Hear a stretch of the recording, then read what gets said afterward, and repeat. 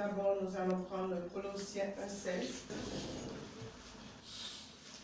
Car en lui ont été créées toutes choses, et toutes les choses qui sont dans les cieux et sur la terre, les visibles et les invisibles, trône, dignité, domination, autorité, tout a été créé par lui et pour lui. Amen.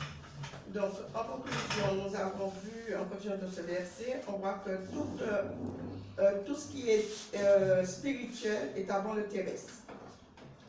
Donc, sur ça, on va faire un zoom un petit peu d'abord sur le terrestre. Donc, déjà, sur les élections terrestres. Donc, j'ai pris la définition d'élection. L'élection, c'est un choix fait de quelqu'un. Parmi tant d'autres, un choix fait de quelqu'un. Le thème mystique, c'est choix fait par Dieu lui-même. Donc, pour qu'il y ait élection, il faut avoir deux partis ou plusieurs partis. Donc, élection veut dire, bien entendu, adversité.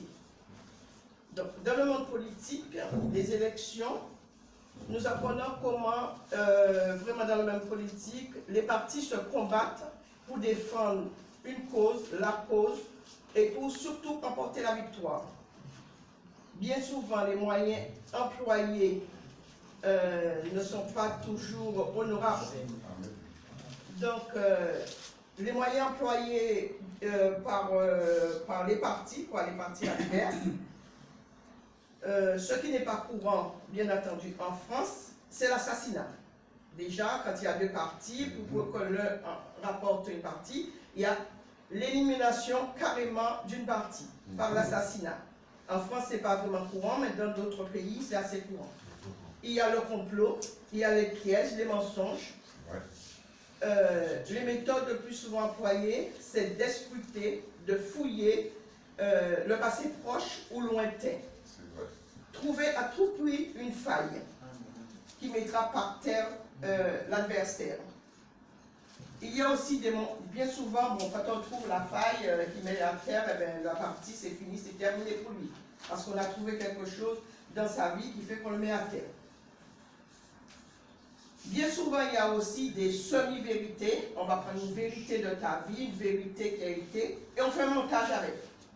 Ce montage qu'on va faire avec cette vérité qui n'est pas tout à fait vraie, mais on a trouvé un petit quelque chose qu'on peut construire pour faire un mensonge, un montage, pour pouvoir détruire l'adversaire. Donc, on a bien compris, c'est une guerre vraiment incontestée, c'est une guerre sans merci, pour pouvoir remporter la victoire. Donc, ça, c'est le monde terrestre. Donc, imaginons donc, puisque les choses terrestres sont après les choses spirituelles. Donc, imaginons les choses du monde spirituel. L'oreille de l'adversaire n'est pas fermée. Donc, nous prenons Néhémie 4, verset 1. Lorsque Sanballat apprit que nous rebâtissions la muraille, il fut en colère et donc voilà, l'adversaire, lorsqu'il a compris que vraiment au cours de cette marche, le Seigneur nous a enseigné, nous a appris, on était à côté, et à ce moment-là, il nous demande de passer de l'autre bord, et bien c'est sûr, l'adversaire ne va pas laisser faire les choses comme ça. Il sera irrité, il sera en colère, mais vraiment en colère. La colère, c'est vraiment une chose d'irritation, mais il sera vraiment en colère. Si on regarde bien dans notre passé, avant même d'être venus au Seigneur, parce que le Seigneur nous dit, ce n'est pas nous qui sommes venus à lui, c'est lui qui a été nous chercher. Ce qui veut dire, au départ, on a vu dans Éphésiens, il a dit que nous étions déjà élus. Donc c'est avant même que nous venons, que nous donnons notre vie au Seigneur, le Seigneur nous avait déjà élus. Dans ces conditions, l'ennemi, c'est des choses spirituelles. L'ennemi le savait aussi que nous avons été dans cette élection. L'ennemi le savait. Donc automatiquement, depuis le ventre de notre mère, il a commencé déjà ses dégâts. Si vous cherchez un petit peu dans votre vie depuis votre naissance, ou si vous connaissez même à votre naissance comment les choses se sont passées avant votre venue sur la terre, vous verrez bien que vous faites partie de cette élection. Selon le bon plaisir de sa volonté, qui nous avait déjà élus, on était déjà dans son plan. Chassant cela, l'ennemi a déjà formé des plans. Le Seigneur a un plan pour nous, il nous a dit qu'il a un plan pour nous, mais l'ennemi aussi a son plan pour nous parce que il sait que nous faisons partie de cette présélection et il veut nous éliminer carrément. Donc, il forme d'abord un plan d'assassinat. Il l'a fait pour Jésus. On le voit dans Matthieu 2, verset 13. Le plan. Lorsqu'ils furent partis, voici un ange du Seigneur apparut en songe à Joseph et dit, lève-toi, prends le petit enfant et sa mère, fuis en Égypte et extasie jusqu'à ce que je te parle, car Hérode cherchera le petit enfant pour le faire périr. Amen. Et nous voyons dans le verset 16.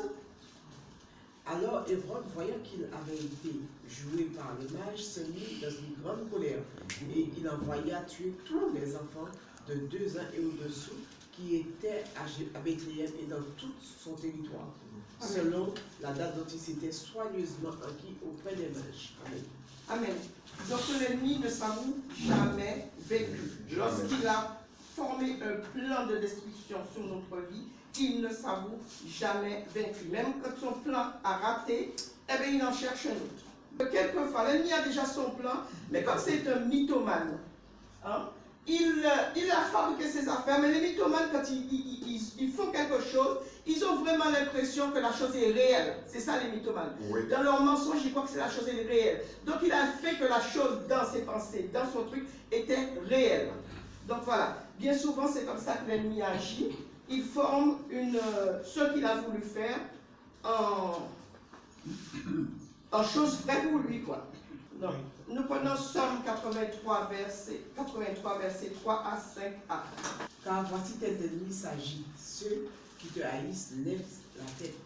Ils forment contre ton peuple des projets pleins de ruses, et ils délibèrent contre ceux que tu protèges. Venez, disent-ils, exterminons du milieu des nations. Amen. Amen. Donc il forme des projets, il forme des ruses, il veut exterminer, c'est tout ce qui compte pour lui, c'est exterminer les élus de Dieu. Nous prenons Romains 8, verset 33. Qui accusera les élus de Dieu? C'est Dieu qui justifie. Qui les condamnera? Amen. Amen. L'adversaire connaît cette parole. Il la connaît bien, cette parole. Mais il n'en a que faire de cette parole. Parce que cette parole n'est pas pour lui. Cette parole n'est pas pour lui. Cette parole, c'est pour nous. Pour nous, qui accusera les élus de Dieu? C'est Dieu qui justifie. Lui, il le sait que Dieu justifie. Il le sait qu'il ne peut pas nous condamner. Mais ça il n'a rien à faire avec ça. Parce que cette parole n'est pas pour lui. Cette parole, c'est pour nous. Donc, si nous nous approprions pas cette parole, si nous ne faisons pas corps avec cette parole, en disant toujours que personne ne peut nous séparer de l'amour de Dieu. Amen. Parce que c'est lui qui nous justifie, personne ne peut rien contre nous. Si nous ne nous approprions pas cette parole, eh bien, il continue à jouer avec nous. Il continue à jouer dans nos faiblesses. Il continue à jouer vraiment avec ses accusations, avec ses mensonges, avec ses montages. Il continue. Le mieux, c'est de vraiment fermer l'oreille quelquefois à ce qu'on entend. De ne pas chercher à savoir ce qu'on dit de nous. Amen. De ne pas chercher à entendre ce qu'on dit de nous. Donc, il ne faut pas faire attention aux paroles qu'on entend. Les paroles peuvent arriver à nous à un moment donné. Les paroles peuvent arriver à nous, mais cela, c'est le Seigneur peut le permettre aussi. Lorsque Jésus a dit, je suis le chemin, la vérité, la vie, cette parole n'est pas simplement une prose, mais c'est une réalité. C'est une réalité. Je suis le chemin, la vérité et la vie. Lorsque Jésus est passé à l'autre bord, parce que Jésus, il ne faut pas qu'on oublie, Jésus était homme aussi. Oui. Il est venu pour nous montrer le chemin. Il a marché comme l'homme pour nous montrer le chemin. L'exemple qu'il a donné, c'est l'exemple que nous devons suivre. Lorsqu'il est passé par l'autre bord, quel a été vraiment, j'allais dire pas l'arrêt, mais quel a été le cheminement là où il voulait nous amener? C'est à la croix. Amen. La croix est vraiment le résultat de tout ce cheminement. De tout ce cheminement qu'il a fait au départ, de nous enseigner, de nous apprendre, même les miracles, tout ça, j'allais dire, ça n'avait pas réellement d'importance pour lui. Parce que là où il voulait nous emmener d'abord, c'est à la croix. C'est là qu'il y a eu le pardon, c'est là qu'il y a eu vraiment la rémission des péchés. Il a été cloué le péché était cloué là dans la chair, c'est là qu'il a reçu la mort, c'est là qu'il y a la repentance, et c'est là qu'il a reçu aussi la vie. Donc, lorsque nous souffrons, lorsque nous sommes arrivés au niveau, lorsque nous avons passé à l'autre bord, nous sommes arrivés au niveau de la croix, c'est là que les choses, en fin de compte, commencent. Parce que le cheminement, les miracles, etc., c'est quelque chose qui est, j'allais dire, qui est spirituel, qui est réel. Ça fait partie de la normalité des choses spirituelles. Parce que Dieu est puissant. La puissance de Dieu, Dieu est puissant. Et sa puissance a toujours été là. Mais c'est à la croix que nous allons connaître cette puissance. Amen. Donc, quand les choses commencent à arriver sur nous, quand on commence à marcher, c'est se souvenir toujours de cette parole. Que à partir du moment qu'on est dans la volonté de Dieu, de toute façon, nous avons déjà été élus. Nous sommes dans cette présélection. Donc, automatiquement, tout ce qui arrive, c'est l'Éternel le permet. Amen. Chaque fois qu'on souffre, l'Éternel le permet. L'Éternel le permet. David l'avait compris dans 2 Samuel 16, verset 11.